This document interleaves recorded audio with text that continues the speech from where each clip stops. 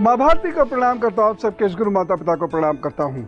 बच्चों, ढेर सारा राज प्यार सभी लोगों को सुबह की राम राम। मैं अपने फेवरेट स्थान पर बैठा हुआ हूँ और अब सोच रहा हूँ कुछ आपसे नाग पंचमी की बात की जाए। नाग कौन है ये मैं बता चुका हूँ, और आज सर्प पंचमी नहीं है, आज नाग पंचमी है। तो नाग पंचमी और सर्प में क्या अंतर है? कहीं हम गलत पूजा तो नहीं कर रहे, या हम नाग पंचमी आखिर मनाते क्यों हैं? इन सब विषयों पर अभी चर्चा करते हैं।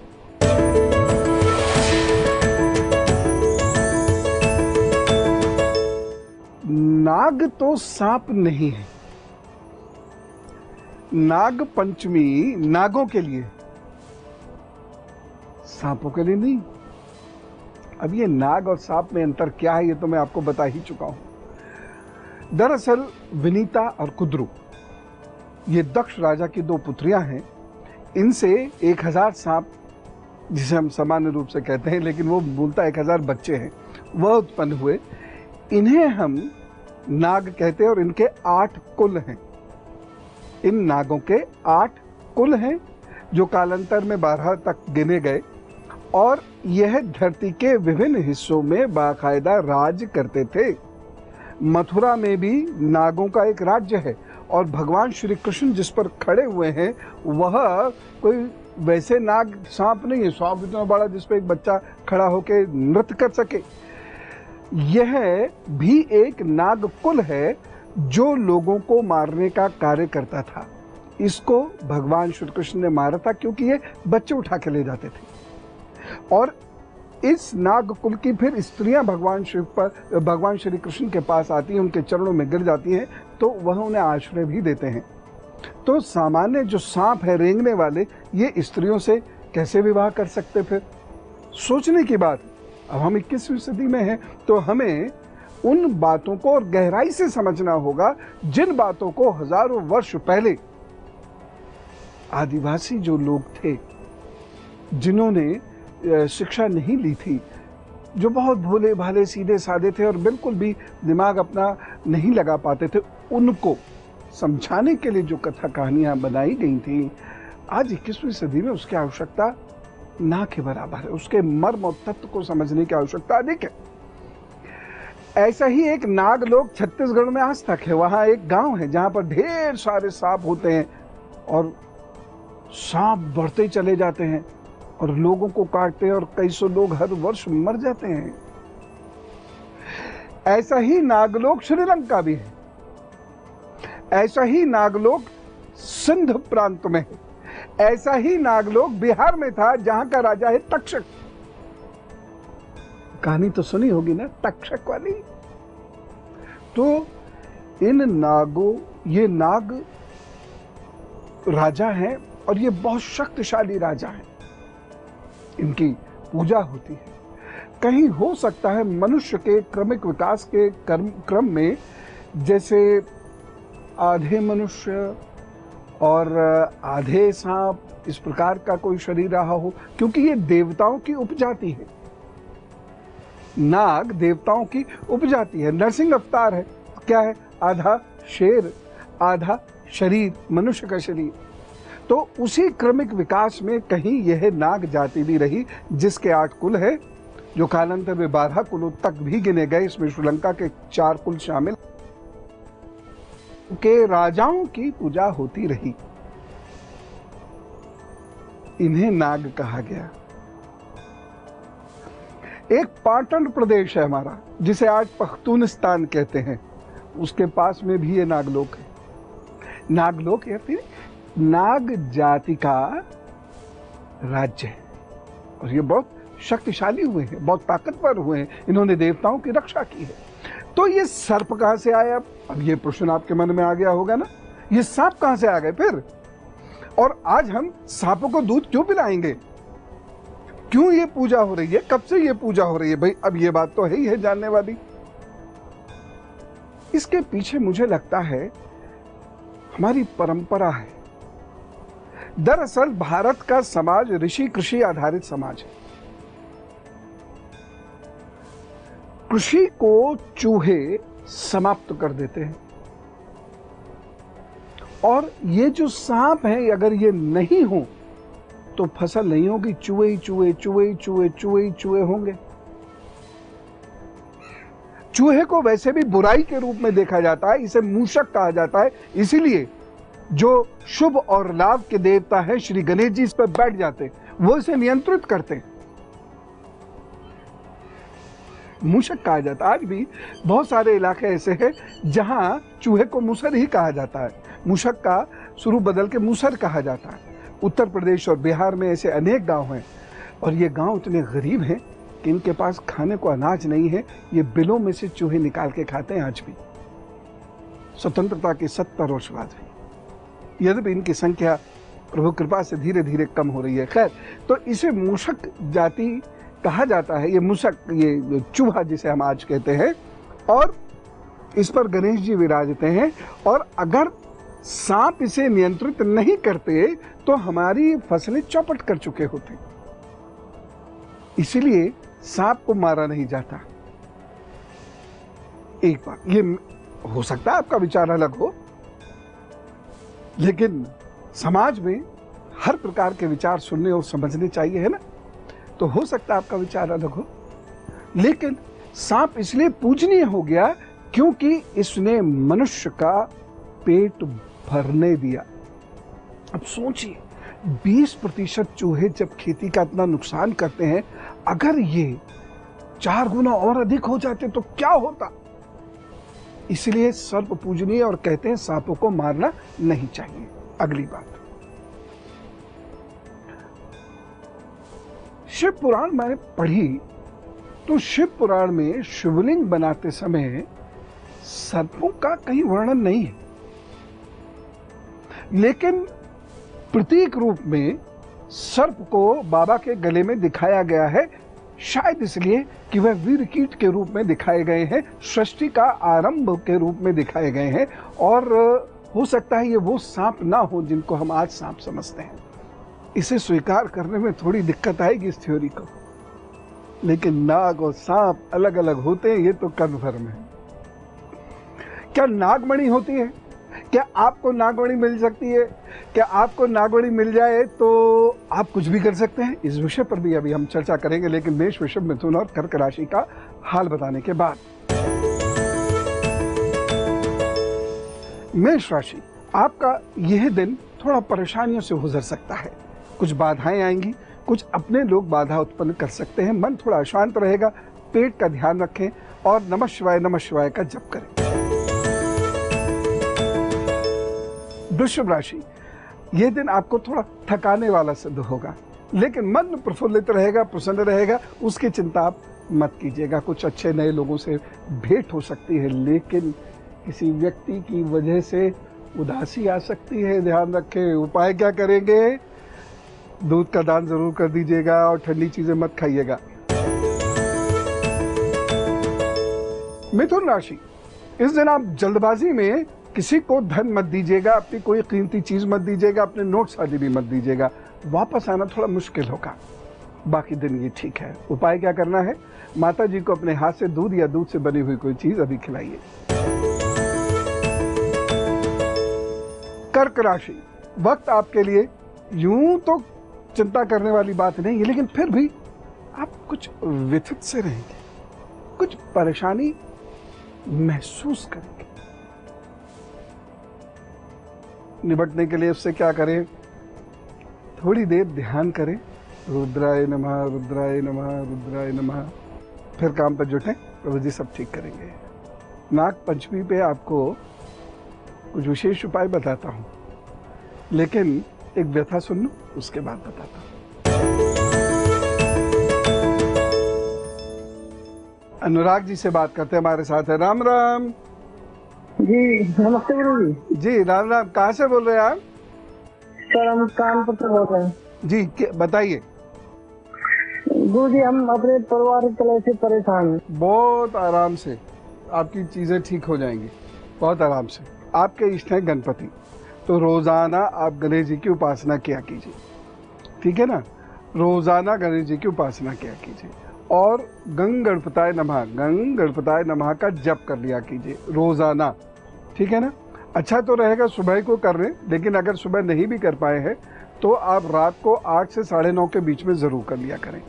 ठीक, यह ही एक वो रास्ता है जो आपको इन सारे कष्टों से साल के भर के अंदर अंदर मुक्ति दिला देगा। तो आप ये उपाय कीजिए और प्रसन्न रहिए।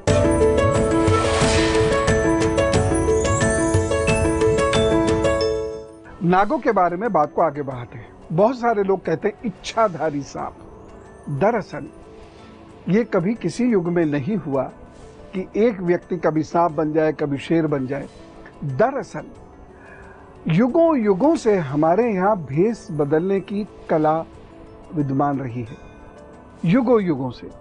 और यह इतनी खूबसूरत कला है कि इसका प्रयोग न केवल मंच पे होता था, बल्कि जासूस लोग भी, गुप्तचर या अय्यार लोग भी इसका प्रयोग करते थे। तो वह लोग जो को समझ नहीं पाते थे कि एक व्यक्ति अभी तो यहाँ से कमरे में घुसा और वहाँ से एक सांप के रूप में भागा चला जा रहा है, कुछ शेर के रूप में भागा चला जा रहा है कुछ। तो इस प्रकार की कथाएं प्रचलित कर दी ऐसे लोगों ने जो उस विधा को समझ नहीं पाते, उस कला को रहस्य मानने लगे। लेकिन सांप मनुष्य नहीं बन सकता। और रही सही कसर, बहुत सारे टीवी सीरियल्स ने, बहुत सारी फिल्मों ने पूरी कर दी और ऐसा लगने लगा कि भाई सांप जो है कभी भी मनुष्य बन जाते हैं। सांप किसी को सम्मोहित नहीं कर सकता, ये भी ध्यान रखिएगा। सांप की आंखें इस प्रकार से नहीं देखती जैसे मनुष्य की आंखें, जयकाली कलकत्ते वत, ऐसा नहीं होता। तो सांप जो है किसी मनुष्य को सम्मोहित नहीं कर सकता और इसी प्रकार से सांप बदला भी नहीं लेता। जी हाँ, सांप के शरीर की एक विशेष गंध होती है, जब कोई उसे वो मारता है तो वो छोड़ देता है। उस गंध को सूंघ कर बहुत सारे सांप उसकी तरफ दौड़ते हैं। बस वो कुछ काट पीट ले आपको तो एक अलग बात है, लेकिन सांप ऐसा नहीं है कि बरसों बरस आपका पीछा करेगा और वह बदला लेगा। दूध कैसे पिलाएंगे और किसे पिलाएंगे, इस पर चर्चा करें क्या? अभी करते हैं, लेकिन सिंह, कन्या, तुला, वृश्चिक राशि का हाल बताऊं। सिंह राशि, इस दिन वाहन बहुत सोच के चलाइएगा और यदि आप आग पर कार्य कर रहे हैं, किचन में कार्य कर रहे हैं तो थोड़ा ध्यान से कीजिएगा। यह दिन धन आदि के मामले के लिए ठीक है, लेकिन रिश्ता बहुत ध्यान से जोड़ें और कोई नया रिश्ता जोड़ने जा रहे हैं तो अकेले नहीं जाएं। उपाय क्या करेंगे? चावल का दान जरूर करें। कन्या राशि, आपके लिए कुछ नई सोच को एग्जीक्यूट करने का वक्त है। कुछ नया सोचिए और उस सोची हुई चीज को आगे बढ़ाइए। जो लोग सामाजिक जीवन में हैं उन लोगों के लिए अच्छा दिन सिद्ध होगा। उपाय क्या करना है? दूध का दाना जरूर कीजिएगा। तुला राशि, सोच समझकर बोलिएगा। किसी के मन में किसी के प्रति अपने मन में दुराग्रह मत रखिएगा। उपाय क्या करना है आज? सफल होने के लिए अभी आप बैठिए, दुर्गा सप्तशती को पढ़िए, अर्गला स्तोत्र भी पढ़ ले तो काम चलेगा। ये आज आपका दिन सफल करेगी। वृश्चिक राशि, आज वाहन चलाते वक्त या ऊपर से नीचे उतरते वक्त थोड़ा सा ध्यान रखने की आवश्यकता है। आज रिश्ता जोड़ने जा रहे हैं, कोई मंगल कार्य के लिए जा रहे हैं, किसी भी मंगल कार्य के लिए तो थोड़ा सा अलर्ट रहे। बाकी उपाय क्या करना है? आज आपको पके हुए भोजन का दान करना है। बाकी सब ठीक करेंगे प्रभु।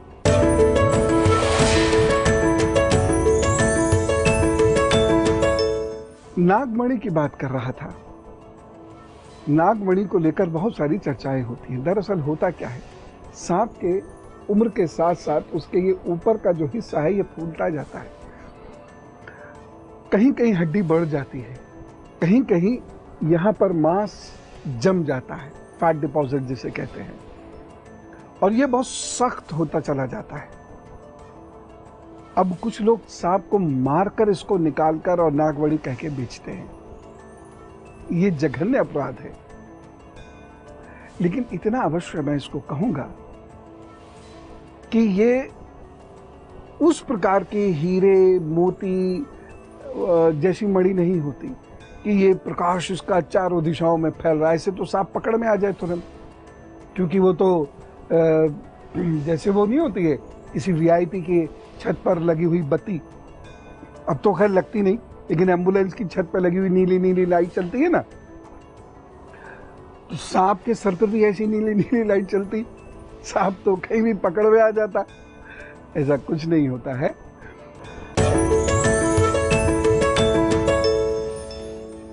मधुबनी से सतीश जी ने हमारे लिए एक चिट्ठी भेजी थी व्हाट्सएप पे, वो मैं ले रहा हूँ। ये पूछते हैं करियर। देखिए, आप पढ़ाई लिखाई, रिसर्च इन क्षेत्र में या काउंसलिंग के क्षेत्र में या फाइनेंस के क्षेत्र में जाएंगे तो आपको लाभ होगा। आपका अच्छा समय जुलाई 18 के बाद शुरू हो रहा है। जुलाई 2018 के बाद से आपका अच्छा समय शुरू हो रहा है। उपाय क्या करेंगे? दुम दुर्गाय नमः, यह आपका मंत्र है। आपकी इष्ट है माँ दुर्गा, उनकी आराधना उपासना रोज सुबह रात कीजिए और देखिएगा आपकी जिंदगी में बेहतर परिवर्तन होंगे। एक छोटा सहयोग गवर्नमेंट जॉब का 2018 और 19 में बन रहा है, तो यदि आप उसमें इंटरेस्टेड हो तो प्रयत्न कीजिए, लाभ हो जाएगा। गले का ख्याल रखना, ठंड का ख्याल रखना, नहीं तो रोग की वजह से शरीर में आलस्य आएगा और आप जिंदगी में तरक्की करने से चूक जाएंगे। बस ये उपाय कीजिए, आगे बढ़िए, प्रभु आपको जरूर सफलता देंगे। और अब मैं 9 नंबर वालों के बारे में बताना चाहता हूँ। मैं आपको बता रहा हूँ ना कि आपकी डेट ऑफ बर्थ में 0 हो, 1 हो, 2 हो, पिछले 9 दिन से बता रहा हूँ। 9 नंबर यदि आपकी डेट ऑफ बर्थ में 2 से अधिक बार आए तो ये अच्छा है। 3 से अधिक बार आए तो ये कम अच्छा है। 3 से यानी 4 या उससे ज़्यादा बार आ जाए, यद्यपि थोड़ा सा कठिन होगा, लेकिन 14 सितंबर 1999 ऐसा संभव है, तब ऐसे लोगों को वैवाहिक जीवन में बड़ी परेशानियां उठानी पड़ती हैं। लेकिन ये लोग शारीरिक श्रम जहां करना पड़ता है, फौज है, मिलिट्री है, वहां सफल होते हैं। गवर्नमेंट जॉब में इन लोगों के जाने के चांसेस बहुत स्ट्रांग हो जाते हैं। ऐसे लोग फिजिकल फिटनेस की तरफ ध्यान दें तो ये बहुत सुंदर और आकर्षक लगते हैं। रक्त संबंधी व्याधियां इन लोगों को परेशान कर सकती हैं। ऐसे लोगों की हड्डियां चौड़ी होती हैं और यह हिम्मत कर लें तो बहुत कुछ कर सकते हैं। हनुमान जी की उपासना करने से ऐसे लोगों को जीवन में एक अच्छी दिशा मिलती है। चलिए मैं आपको धनु, मकर, कुंभ और मीन राशि का हाल बताता हूं। धनु राशि, पेट और कमर का इस दिन विशेष रूप से ख्याल रखिएगा और जिन लोगों को रक्त संबंधी व्याधियां हैं, डॉक्टर के द्वारा बताए गए परहेज अच्छे से करें। उपाय क्या करेंगे? रुद्राय नमः का जप करें, फिर काम पर जुट जाए। मकर राशि, जल्दबाजी में कोई फैसला इस दिन मत लीजिएगा। वैसे यह दिन कुछ नया सोचकर करने के लिए बुरा नहीं है, अच्छा है, लाभ देगा। बुजुर्गों की सलाह से कार्य करें। उपाय के तौर पर काले रंग का धागा दाहिनी कलाई में बांधें। कुंभ राशि, यह दिन आपके लिए धन संबंधी मामलों में कुछ बेहतरी लाएगा। संपत्ति की खरीद आदि संबंधी मामलों में भी आपको लाभ हो सकता है। उपाय एक छोटा सा जरूर कर लीजिएगा। इस दिन संभव हो सके तो मेवा जरूर बांट दीजिएगा। मीन राशि, वक्त आपके लिए अच्छा है, लेकिन घर में जो छोटे बच्चे हैं या बुजुर्ग हैं उनका ख्याल जरूर रखिएगा। दोपहर के बाद कुछ अच्छे चेंजेस हो रहे हैं, खुशी मिलेगी, भक्ति में मन लगेगा। विद्यार्थियों के लिए दिन विशेष है, इसलिए जम के नोट्स बनाइए, अच्छी पढ़ाई कीजिए। उपाय क्या करना है? ब्रह्म बृहस्पताय नमः का जप करें, फिर काम पर जुटें, ये सब ठीक करेंगे। डेट ऑफ बर्थ की बात तो हमने की, लेकिन आज जन्मदिन की बात भी कर लेते हैं। तो जिन भी लोगों का आज जन्मदिन है उन्हें जन्मदिन की ढेर सारी शुभकामनाएं। दीर्घायुरारोग्यमस्तु, सुयशः भवतु, विजयः भवतु, जन्मदिन शुभेच्छा। आपके आगे आने वाले 12 महीने बहुत अच्छे हैं। खूब जम के मेहनत कीजिए। अच्छे संकेत जून से शुरू हो चुके हैं और आगे आने वाले मार्च तक के महीने इन कार्यों के लिए बहुत अच्छे हैं। जैसे लोहे से संबंधित, तेल से संबंधित, ट्रेडिंग से संबंधित, वाहन से संबंधित, पढ़ने लिखने से संबंधित, वकालत, मीडिया से संबंधित, इन चीज़ों के लिए ये समय बहुत अच्छा है। लेकिन कुल मिला के देखा जाए तो सभी लोगों का जिनका आज जन्मदिन है, मार्च तक का समय बेहतर है। बस घमंड मत आने दीजिएगा। और उपाय के तौर पर हर शनिवार मजदूरों को काली मिठाई या चॉकलेट वगैरह खिलाते रहा कीजिएगा, तरक्की होगी। घमंड मत आने दीजिएगा, पुनः कह रहा हूं। All the best. अब आज आपको क्या करना है? दूध बाटी और एक चीज आप और विशेष आज कर सकते हैं, ओम नमः शिवाय इसका जप कीजिए और अगर संभव हो सके पारद शिवलिंग का अभिषेक कीजिए जल से। प्रभु आपको हर त्योहार पे खूब समृद्धि दे, सुख दे, स्वास्थ्य दे, ऐसी कामना करता हूं। जो बातें मैंने आज आपसे किए हैं, हो सकता है आपके गले के नीचे उतर ना रही हूं, धीरे धीरे उतर जाएंगे। सत्य छुपता कहां है। राम राम, नमस्कार, भारत माता की जय।